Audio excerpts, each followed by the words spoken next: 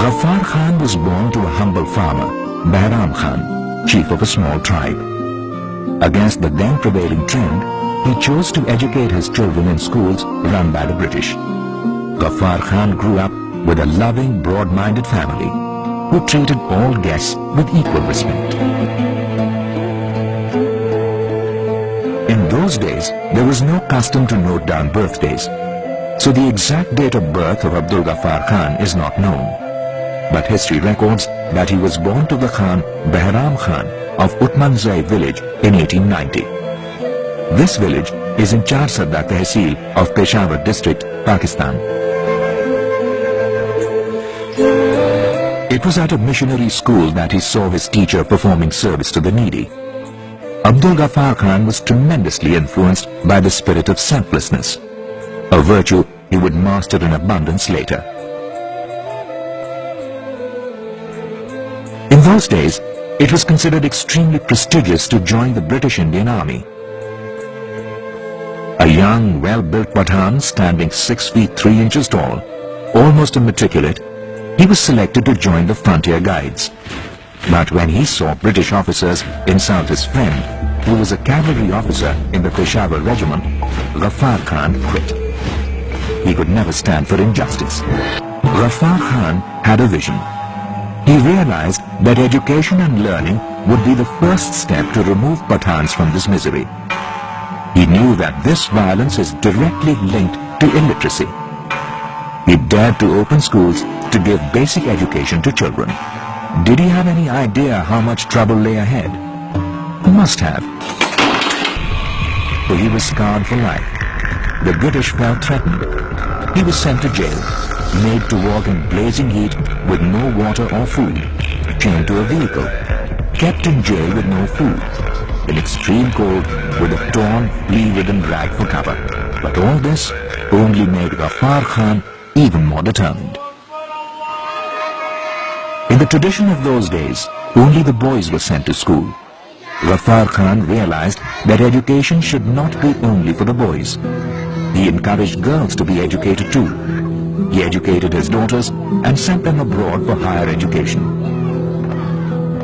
He was a champion of women's rights and wanted them to come out of the parda. I wanted to go to the Amazon because I've done biology. He sent a postcard from the jail and said she will go to England or she won't go at all. And I said, you're going to send me to England? I said, to do biology? I said, first of all, you think I'm going to the British? I said, after what they've done to us, you think I'm going to go to England? I don't want to hear about England. He said, then you can stay at home. So you stay in Peshawar. In 1924, Ghaffar Khan started thinking about a national newspaper. Finally, in May 1928, his dream was realized, and the first issue of Pashtoon was published. It became very popular. Ghaffar Khan was mesmerized by the nationalistic passion that was driving Indians then. He came back and spoke to his countrymen. Thus, the idea about an organization to bring about social reforms was conceived and realized in 1929. They called it Khudai Khidmatgars, the servants of God.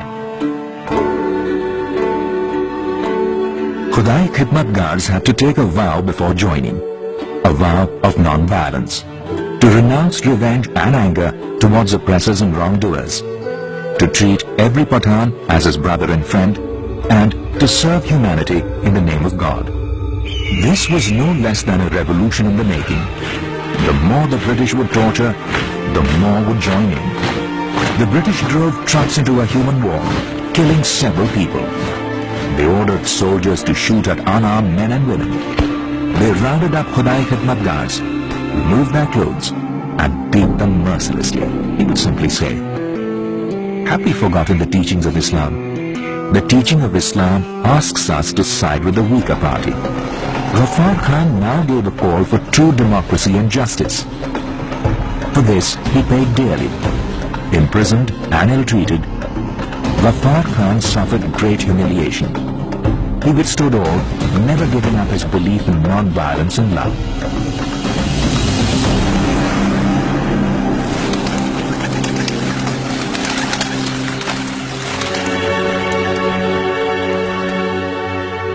Ultimately, when Ghaffar Khan was very dangerously ill in prison, he was released. His doctors advised him to go to London. But the weather was not agreeable. Ghaffar Khan decided to go to Afghanistan. He reached Kabul and spent his days there and in Jalalabad. He did come to India after 22 years for Gandhiji's centenary celebrations on 2nd October 1969. And then, in 1987, he was bestowed the highest honor of Bharat Ratna.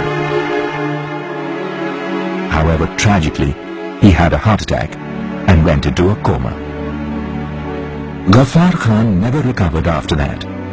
He was taken to Jalalabad, where he breathed his last on 20th January 1988.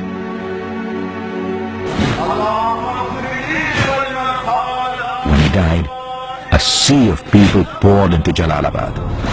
Rajiv Gandhi, the then Prime Minister of India, postponed his other plans and rushed to Afghanistan to offer his respects.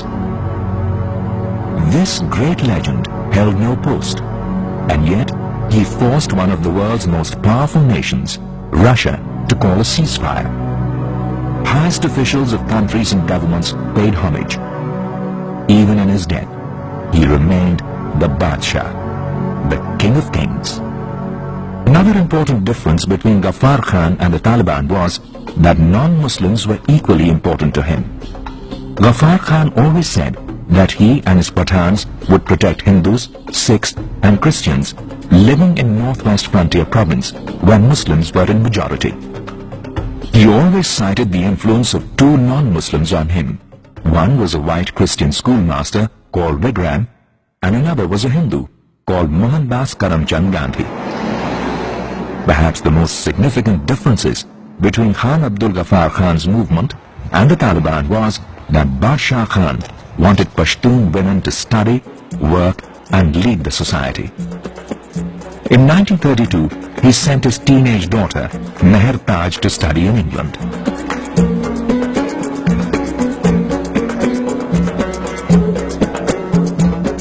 We also know from his recounts that Bacha Khan was enthusiastic about the Buddhist heritage of that region. He respected all religions and the Buddhist history in that area. The subsequent destruction of the Banyan statues would have surely broken his heart.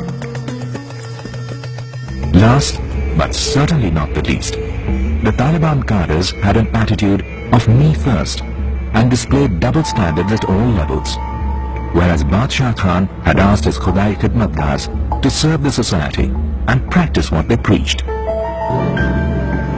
Perhaps it seems unfair to compare the two.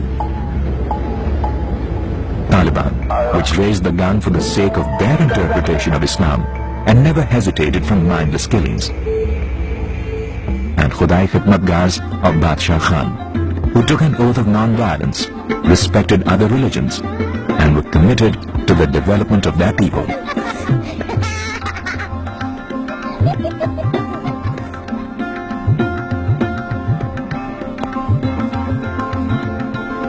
The life of Abdul Ghaffar Khan is an inspiring saga.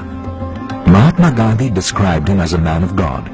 One of the greatest leaders of Asia, he was the closest colleague of Gandhi and a passionate freedom fighter, a non-violent Badshah of Khans.